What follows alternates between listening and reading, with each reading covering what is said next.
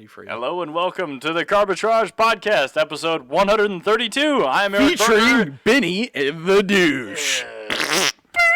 Alrighty then. Let's hop. You are now listening to a shock jock.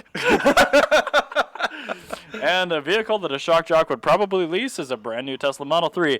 Tesla, yesterday morning, pushed out a new software release for Model 3 owners, soon to be for Model S and X owners, called 10.0. This release will give you dark mode, a feature called Advanced Summon, which I'll talk about in just a second, Spotify integration instead of Stitcher, Netflix, and YouTube while you're parked at a supercharger. Wait, instead of Stitcher? Correct. Okay. They're superseding Stitcher. So, well, nobody uses Stitcher, so. I kind of do sometimes. I like having the feature, but it's whatever. So, anyway, now we'll talk about Advanced Summon. So, Can we if talk you've about got... Patreon real quick? Fine. If you like this show and you don't want us to be shock jocks or trying to sell you dildos and sex toys of other sorts. Can't it be both? Yes, it can be. Or if you do want us to, let us know by becoming a Patreon. And by doing so, you can pay for my beer. It's basically all it's going to is Ryan's beer. So yes. Anyway, head on over to patreon.com/Carbitrage. Now, back to our content. Fair enough. So Tesla software version 10.0.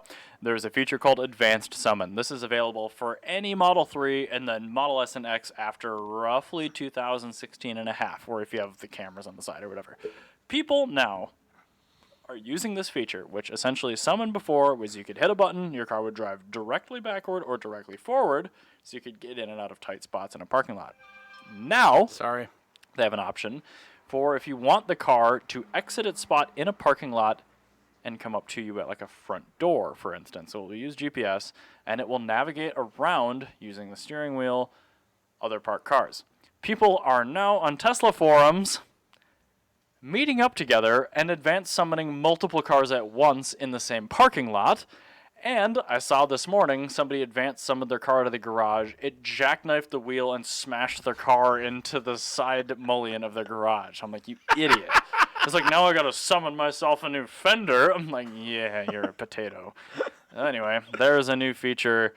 It's a really, really big software update, though. It's actually really funny. It's the first big software update to come out since the Model 3, and it'll be... I won't get all the features in my older car, but I will get Spotify and things how like that. How long until cool. A rapper is in a video advanced summoning his car while ghost riding out the window? You know, the seats have like weight sensors and things like that in them, so I'm not sure if that will happen. But are there weight sensors in the door though? No. So you're like hanging onto the door, not on the seat. But you will have to check the car to think the door is closed, because I don't think it will summon. It will be closed. You can just roll the window down. Oh, then I think it'll be okay. Perfect. Yeah, that should be so fine. There you so go. We'll wait for that rap video. Anyway, there you go. So actually, speaking of Tesla, I was watching 1320 video, and they had a race that was from some streetcar takeover somewhere like Ohio or something. Mm-hmm. It's one where the BMW crashes into the GTR because the control arm broke. Oh yeah, yep. Yeah. Did you see the Tesla race? Mm-mm. What's the highest trim level of the Model 3? Performance. The Performance Pack Model 3? Yep. Yeah, so there's a Performance Pack Model 3 versus a Model S P100D Ludicrous mode. Okay, yep.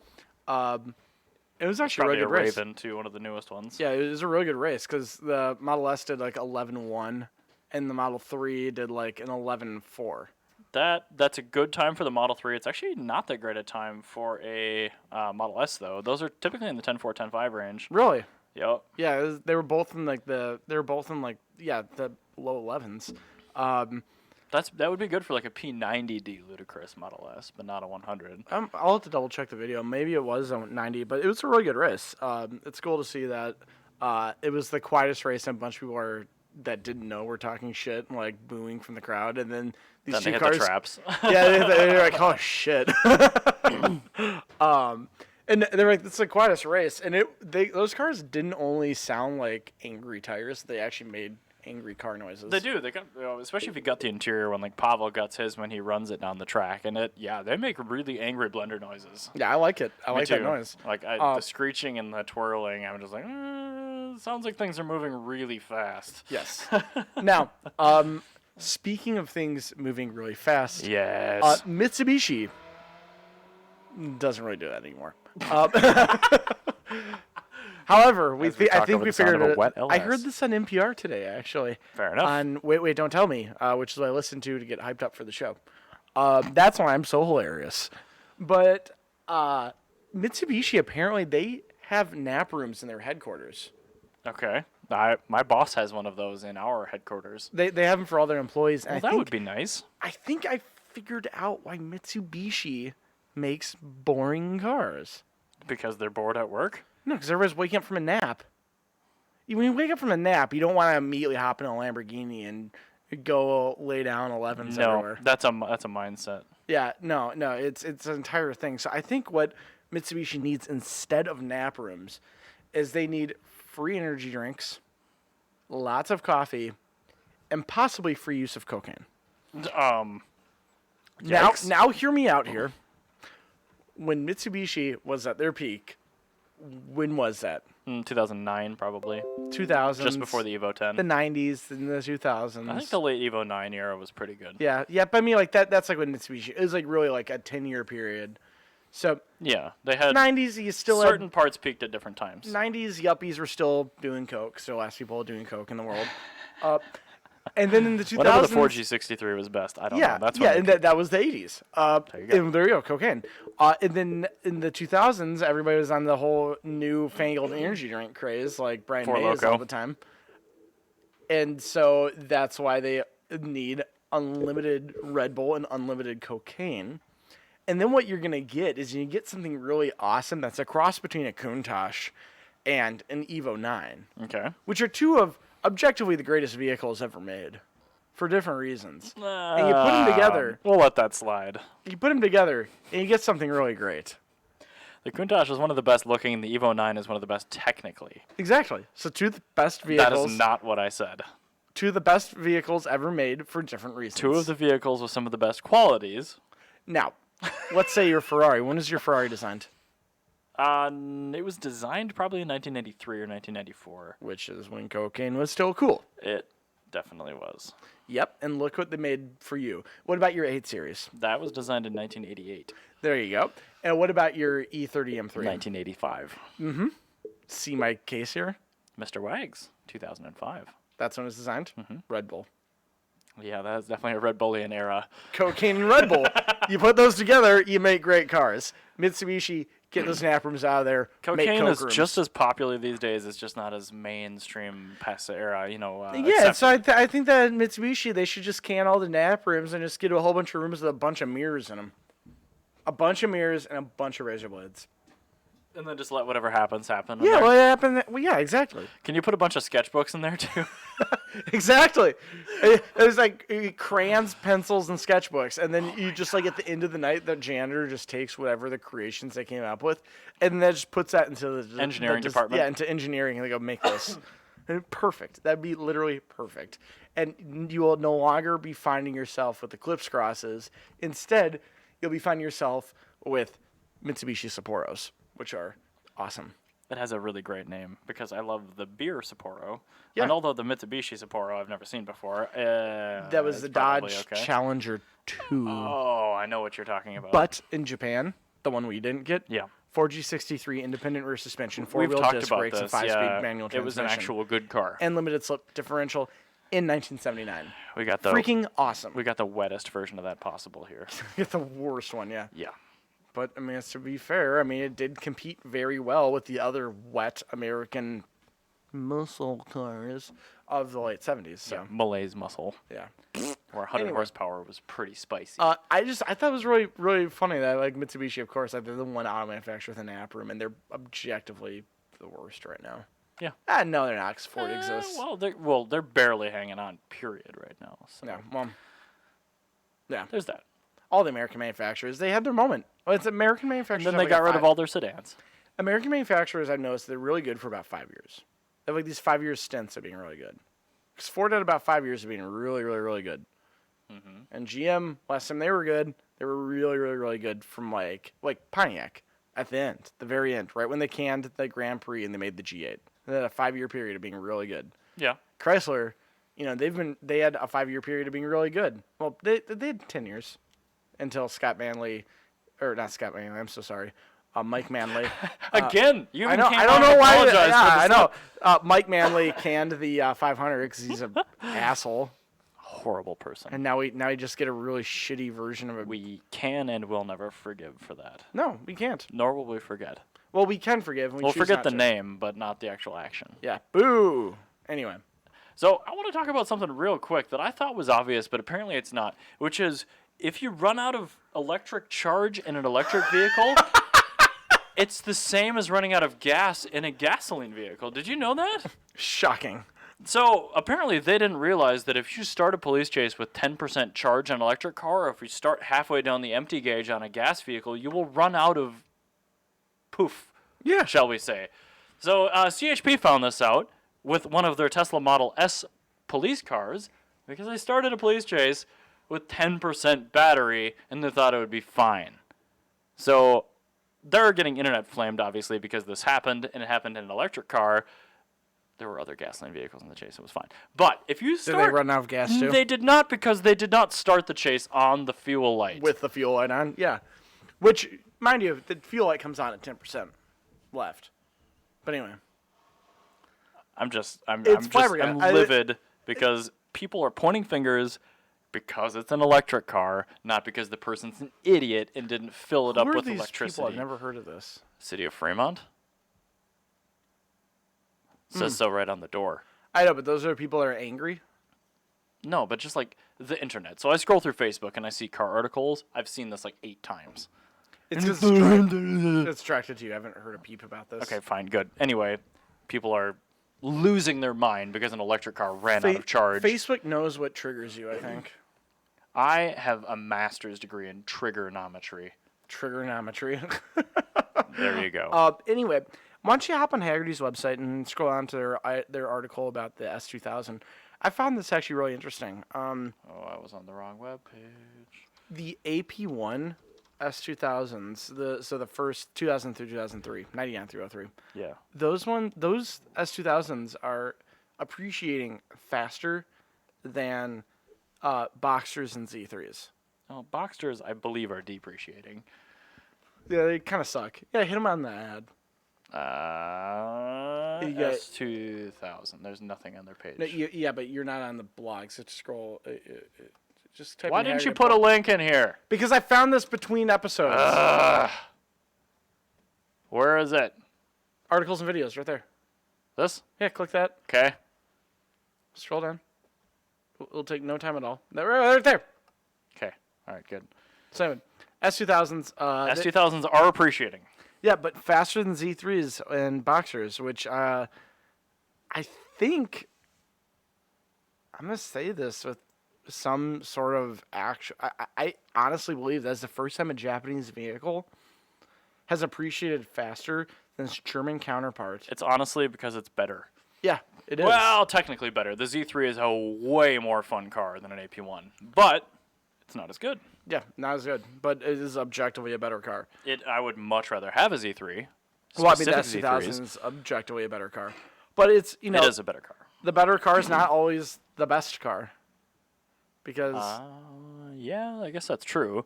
I mean, the sample size there is pretty small because you're talking early 2000s. well, I'm just... Turn of the millennia, small two-seater consistently, convertible I mean, roadsters. Just because a car is better, it doesn't mean that it's, like, honestly, a car you want to own more. Right. You have a fair point. I mean, the S2000 is a better car, like we just said, but I would personally much rather own a 3.0 or 2.8 Z3. Exactly. Yeah, and it's those more are also fun. Those are also inline sixes. They too. are, Yeah. but they're more reliable. Yes. They're almost as fast, and they're way more tossable. Yes, it's true. But the S2000 has a better feeling transmission. So It's probably a more technical instrument. yes, it's got a digital dashboard. It does Standard. indeed. That sounded painful. Now, I actually did learn some fun things about the S2000 in this article. Did you know that up until 2001, S2000s had a plastic rear window, but they'd yellow so fast? Yeah. A lot of the early AP1s actually have the glass window tops retrofitted into them. It's a lot like the Boxster. It had the same issue.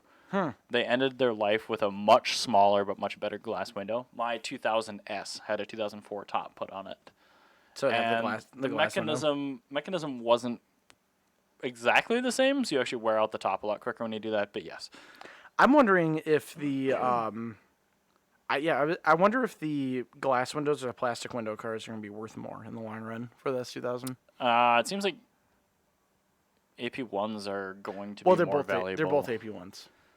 It's early and mid. I don't think that's going to make a difference, honestly. I think if it's got the top that it was originally equipped with. I think that the correct answer is the S2000 CR is the one that's going to be worth more. Is that the hard top one? The Club Racer. Yeah. It's just Google it.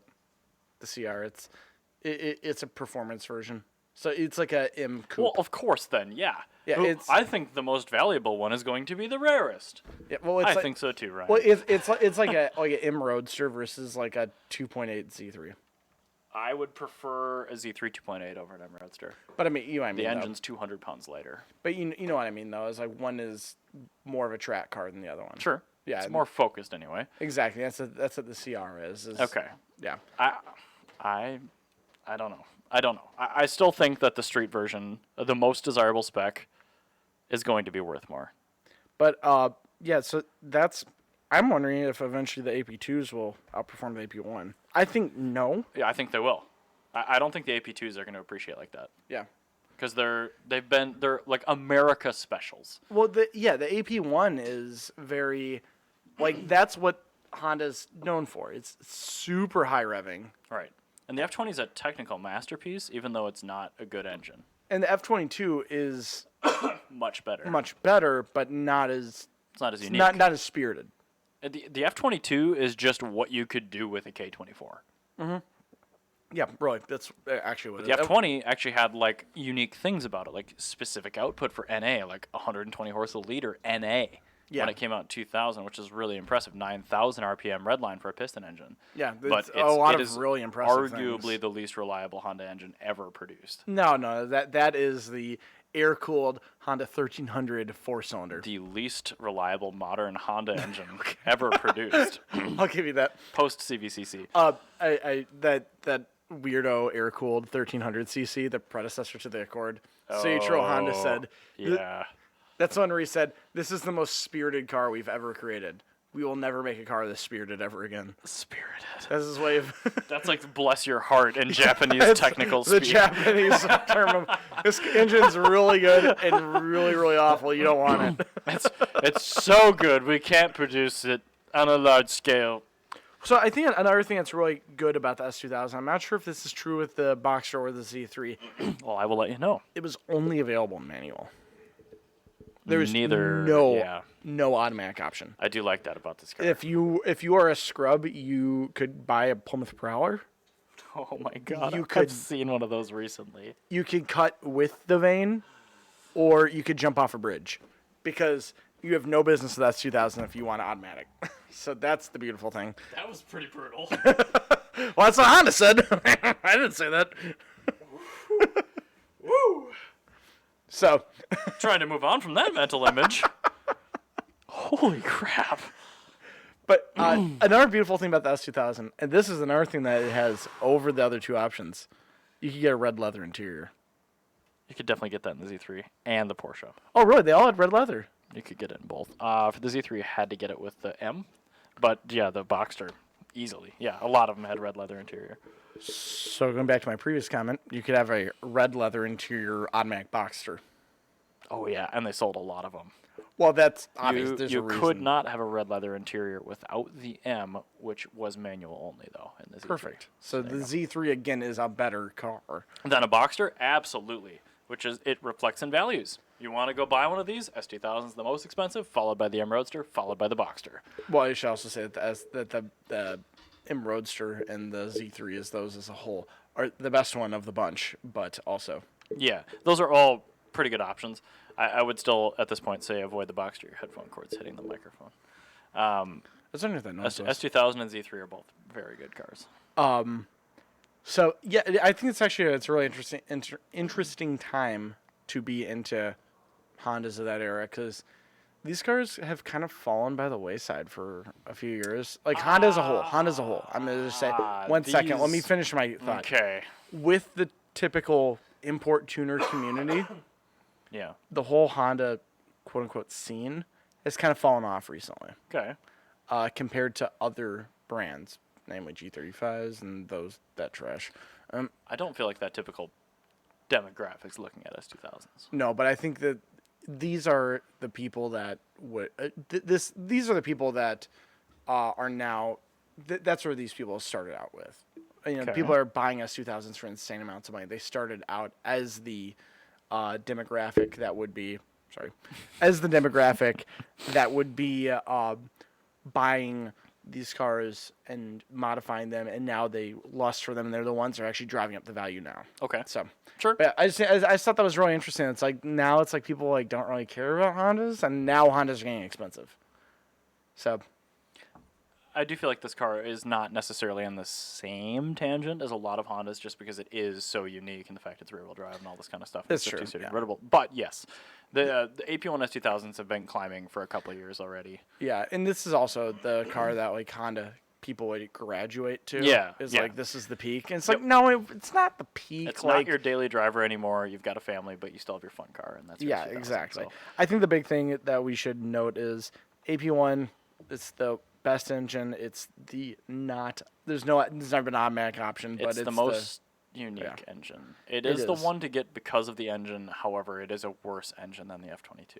So the ones that they noted as being the highest appreciating are Spa Yellow and Suzuka Blue, Yeah, I could see that. which are the best colors. I mean, yeah, it's going to be one of those things where if you buy a silver one, you're going to take a value hit because Yeah. it's boring. it is boring. Yes. However, you can get the red leather interior with that. You can, but I'd say the blue with the red interior is the way to get it. I don't think you can do that. I've seen one. Oh yeah. Okay. Well then, yes. I don't know if it was special order, but I've seen one locally. It was very beat and high miles, but it had a lovely color combination. But yeah, that's I God, that agree. red leather interior is just doing it. Red leather interiors are the jam. Yeah, that's when I had my Accord. There was a red leather interior option available in Canada, and if you got a Canadian red leather interior, it cost as much as the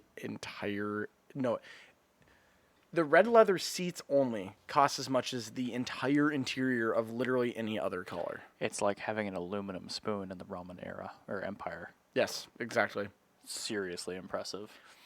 They also had a blue interior. That's what Darren has. Yeah, they had that in the Z3M too, and they had it in the Porsche. Blue interiors are a quintessentially 2000 thing, and boy, are they goppingly I was awful. gonna say, I don't think I like it. They're awful. I So if really you want to don't. pick one up on the cheap, get one with a blue interior. Silver with a blue interior.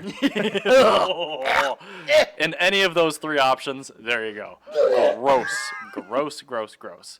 Not as gross, however, as my next topic, which is Aston Martin is making something called a DBX, which is a horrendous, terrible, truly awful Take it away. CUV. Take it away. I don't want to look at it. Yep, there you go. They're making a CUV with an AMG 4-liter V8, and nobody cares. I'm guaranteeing it's based on something that already exists. They're doing it to try to bail themselves out financially. Gross. Gross. Don't make that. That's awful. It's gonna sell really well. It probably will. Compared to other Aston Martins anyway. Yeah, they've got some other pictures here, but here it is doing skids, which is dumb. CUV, yeah. Look at the back end here. It looks like when they used to shroud spare tires inside of the trunks. Continental kit. Yeah. So they give you a new trunk lid where it has a big enough opening in it where you can fit a spare tire on the inside of your enclosed trunk. This needs to go Look away. how bad this is. Can you imagine how terrible it's going to be without that tag hire wrap too? That looks really good. And Ryan, look at this. The tow hook has already been used on this vehicle. The tow hook plug is out, so you know it's unreliable. There you go. It's Gross. really terrible. I can't believe that we're getting SUVs from all these companies. It really makes me sad. It's just terrible. It's just awful. Really just So, horrendously Koenigsegg. awful. Yep. Oh, I do like the Koenigsegg. Yes, they have now smashed the 0 to 249 back to 0 world record, and also just food for thought. They also did 0 to 250 back to 0 as well at the same time. Okay. But so it was something like let's see here, 0 to 249 to 0. Yeah, 0 to 400K to 0. There it is. All right, 36.44 seconds. Yeah, which is just slightly slower than my 240D went 0 to 60 from the factory. Yeah, so I'm gonna wait for recording time to hit exactly 25 minutes, and then I'm going to tell you when this car has done all that. No. It accelerates now. But anyway, so this is a really just like totally ludicrous speed. I mean, the fact that it reaches top speed in 22 seconds. Like, that's crazy. And then it goes back to 0 in 8.2 seconds. That's just mind-blowing. 22 seconds... 249 miles per hour now. 22 seconds is how long it would take a mid-80s Subaru to hit 60. Like, that's, like, very, very, very quick. By the way, it just went back down to 0. It just stopped. Yep. It just went... That's how long it took. Not long at all. Yep. But, I mean, if you think about that, like, that's insane. Like, a vintage... like, and it's better still because it did that with no gears. Yeah, and so if you want another food for thought, this goes 0 to 249 back to 0 in the same time it takes a Volkswagen Type 2 to hit 60. Like, if you're going... Which at one point in time was deemed perfectly adequate. Yeah, so if you're going flat out in a split window Type 2, the $130,000 one, that's exactly how long it takes to hit 60. And then you're screaming at the top gear. Because I think they only go like 65 or something, 70. They're very slow. Well, that's also 1200cc air-cooled 4. I think that might have been like a 13 or 1400 by then, actually. But yeah, I mean, still the same thing as... I only originally talked about this. I'm like, yeah, 1200cc Beetle would do that. But yeah, that's just absolutely insane. I mean, if you think about everything, I mean, this takes more time to cook off all of it. It cooks off all of its speed in less time than it takes a Datsun 240Z, a fast car for its era, to hit 60. It also goes from 249 miles an hour to 0 before a Honda Civic, like a Civic Si, can hit 60.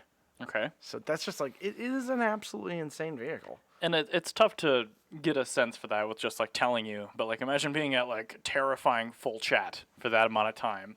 Well, 250 miles an hour. Yeah, that's ridiculous. Like, what's its actual 0 to 60? Because it goes 250 and within a reasonable 0 to 60 I don't feel like time. it was as impressive just because it does use a single-speed torque converter box, the 0 to 60. But I don't actually know what the Regera 0 to 60 is. Yeah, it's quite impressive. But I mean, they're working towards their 300 mile an hour top speed that they're aiming for. Koenigsegg is just great. I feel like they're using so much old school technology. Christian von Koenigsegg, he is exactly what every single engineer strives to be, and it's just it's really, really cool. I'm also really curious. This is the thing that gets me about the Regera. Can we look at that windshield wiper real quick? Can you just go to cam with screen cap? No, don't touch it. Just bring it up on the screen. All right. So do you see how the wiper goes straight up? I do. See how the windshield's curved so much? Sure do.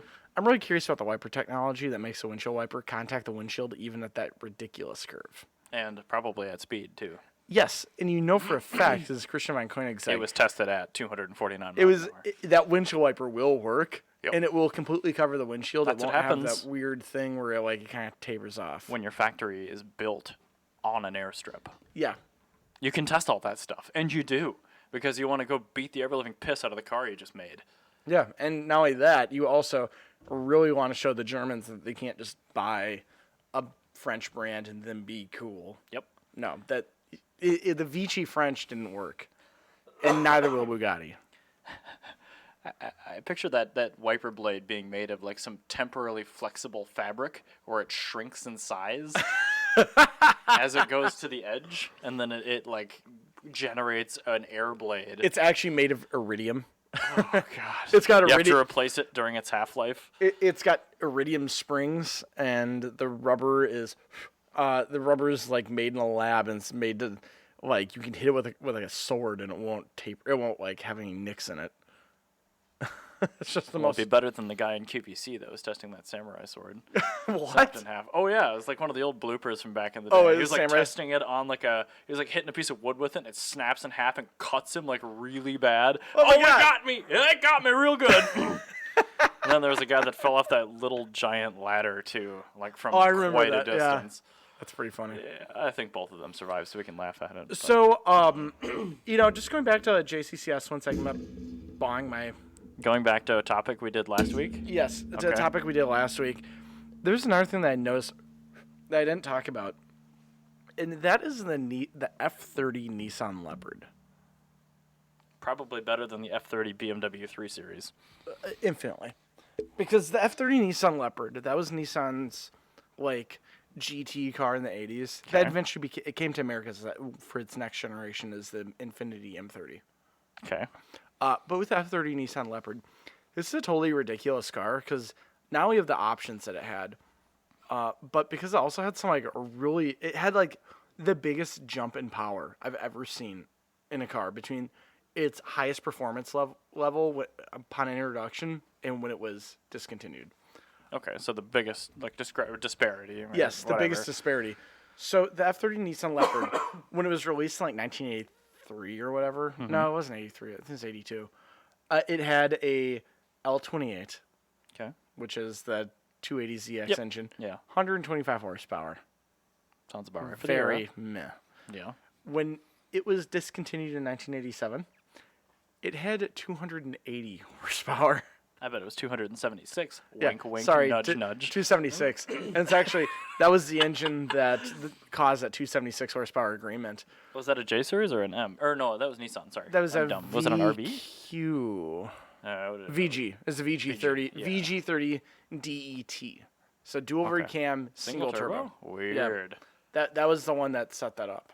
That's kind of cool. I bet that's a better arrangement than the DETT. Yes, it is. It's also, that's the highest performance engine that you can get in the. Dude, in '87, that thing would have been incredible. Yeah, but I mean, you can get that in the Z31. You could also get that. You could not get the DETT in the Z31. The DET. Right. You said could. DETT. No, I said Or sorry, DET. the dual override cam you couldn't get in the Z31, could you? In Japan. Okay. Yes. That's where I was confused because Yeah. I really thought we only got the VG30 ET. Yeah, that's all we got in America. But they have the DET in Japan. Okay, that would be But, pretty cool. yeah. that would make me like a Z31 by the way. Z31s are very cool because of the versions we didn't get. Right, because you had the Kuki. Gross. You don't like that one, right? It's the That's the one I Zenki hate. you like. The Zenki, yeah. I like the Zenki. I think I like the Kuki one because it looks newer. Oh, I hate that front end. Yeah, it's the same reason I like the Aero front end of the Fox body, and you Well, don't. no, so- no. All right, so this is the reason I don't like the Kuki Z31. It's not even a matter of the front of like. It's a the 240 in aero a front fat end. suit, to quote you. Yes, it is. It's a 240. Like every time I see that, I go, "Wow, that's so much worse than a 240 in every way." So that's why I don't like it. Fine, Anyway, I would take a 240 over a Z31. So back to the F30 Leopard for a moment. Mm-hmm. It didn't have headlight wipers, which is infinitely cool. It's got the one thing. What's the one thing that's cooler than headlight wipers?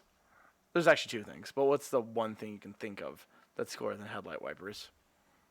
a heated steering wheel. Side view mirror wipers. You can't hear it, but my eye roll is significant. That is so cool. And then they had side window wipers on a later model of the Nissan President. I don't want to meet any of the people that came up with that. But then they also did the thing, you know how Audi used to say like Quattro in the rear defroster? Yeah, It that's said- pretty cool. It said Leopard in the rear defroster. Nissan That's pretty Leopard. cool. That's- That should make a comeback. That is absolutely should. And then I noticed when I was looking at one at JCCS, they had a foam spoiler on the back, like was so popular in the Sure. 80s. Yeah. You know, they say like the Nissan and then Leopard you'd imagine, or like it's like Saab like turbo. This one actually was really cool because it didn't say Nissan Leopard; it said Nissan F30. It had the chassis code written on the wiper on the rear spoiler. So like as a badge, it was badged as a Nissan F30. It's kind of cool. Which I thought was like that. I'm like, that's super cool. So Yeah, that's uncommon because the only chassis designations that people seem to know are BMWs. And that's Yeah. just because of pop culture. So, yeah, like I think that might be the only time that a car's ever been advertised as its chassis designation. Yeah, it'd be like an AE86 having that on a spoiler. Like, you don't see that Yeah, sort of you thing. don't. Can you actually think of any car like that actually has chassis code? Because GM does its trim packages all the time, like Z28 and stuff like that. That's a trim. That's an option code. Yeah, that's like not chassis. the code. Trans Am, like the S. Like saying F body. What do they call the performance pack F body, the late one? WS6. Yeah, like Yeah. that was written on the car. But And that was that's also a that was chassis. a package, though. The WS6 was the performance package All right, fine. historically. Fine. Then I guess I don't know. Yeah, I think I That might be the only instance of this. if I am wrong, please let us know. But I think that might be the only car in history that actually like advertised its chassis code on the car. It could be. Yeah, so I thought that was really cool. There's so much more to that car that I like. The more I look at it, the more cool things I find. But that's just what I found at a glance. It also has like that Studebaker wraparound rear window, which I thought was cool. And it looks like the 6000 SUX from RoboCop. Oh God, gross. But but I mean like imagine that car being made like not on a Lincoln Mark III chassis. Oh, okay. Like you actually make that to be like to scale and like actually like like it was a competitor to BMW 6 Series of the era. Okay. So I mean, like its body like it looks like the 6000 SUX is like, yeah, let's just do a Nissan Leopard but with a bigger grille. Man, people are so much more damaged than I am. I know, right? So there you go. That's another fun little thing I just wanted to talk to you about to give you 10 minutes worth of filler. Oh my God. My Lanta. Okay, that's fair. I mean, that's cool. I mean, yeah, people don't learn chassis codes unless they are pretty far in usually. So having that presented to the average consumer is. But that car definitely sits on my level of the coolest, weirdest cars that people don't think about. I prefer the fact that you started with. It was just obviously like the power doubled. Yeah, in like 5 doubled years. in power. It had side view mirror wipers and had its chassis code written on it and had a defroster that said its name. It has some cool things. Like that's a bunch of really just like cool shit. And then you do all that during the Moise. Like that's just I love that. That's we can't give you power, so we're going to give you quirk. Exactly. Yeah. I think that's one of those things that's really cool. That there's a lot of cars in the world that are like that, where people have totally just don't think about it because they don't know about it. And I love telling people about it. That's what I do at JNC now. I just do like consider the following. So it's just like me writing about some weird ass car, and you bet your sweet asses we go consider the following about the F30 Leopard. And I immediately have pretty good things to say on what I learned this week, which is not only did Nissan make a twin-cam VG30 turbocharged engine with a single turbo, yes, they also offered it in the old Z31 300ZX. Yes, they did. That's what I learned this week. The other thing that I learned this week was, again, because we're recording this on Saturday, it's still within my time frame of going to the Peterson. Oh, shit, I did that on Friday. All right, so I learned this 8 days ago. Friday. I did 8 days ago. I learned this.